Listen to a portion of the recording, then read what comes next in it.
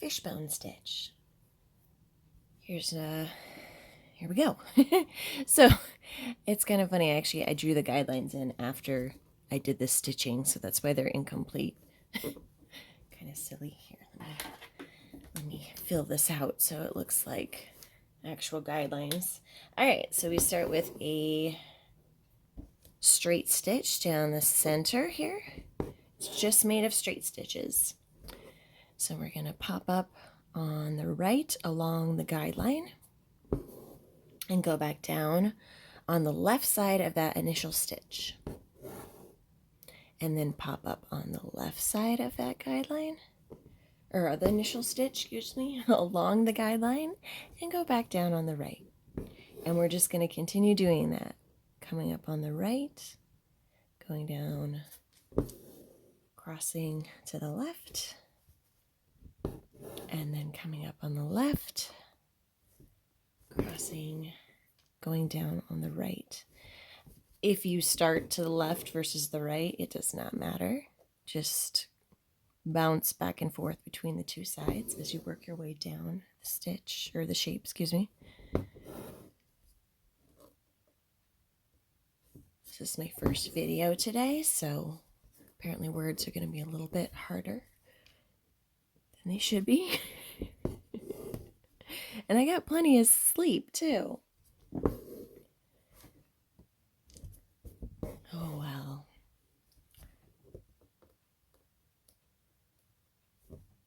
I just wanted to take advantage of a quiet house while I could here.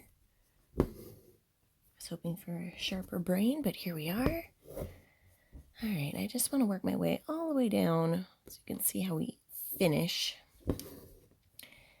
Off to the right, you can see a couple other examples of some simple variations on this fishbone stitch.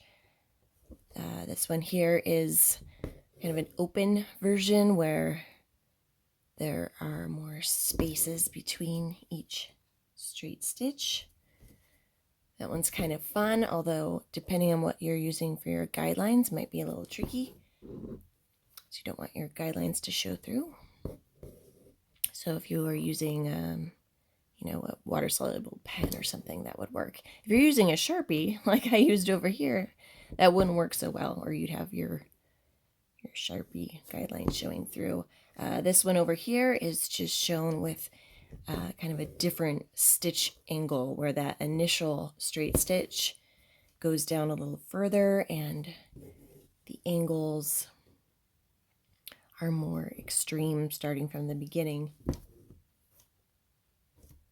Oh no, I'm worried I don't have enough thread. We'll see. We're playing a little thread chicken here. Basically, as you get towards the end, you're not going to be able to cross as much because you want to make sure you're staying on the bottom side of your guideline now. So eventually the straight stitches are going to be converging at just this bottom point. So I try to keep them crossing as long as I can, and then eventually they're just going to be just touching each other like this to finish up. So that's it. That's our fishbone stitch.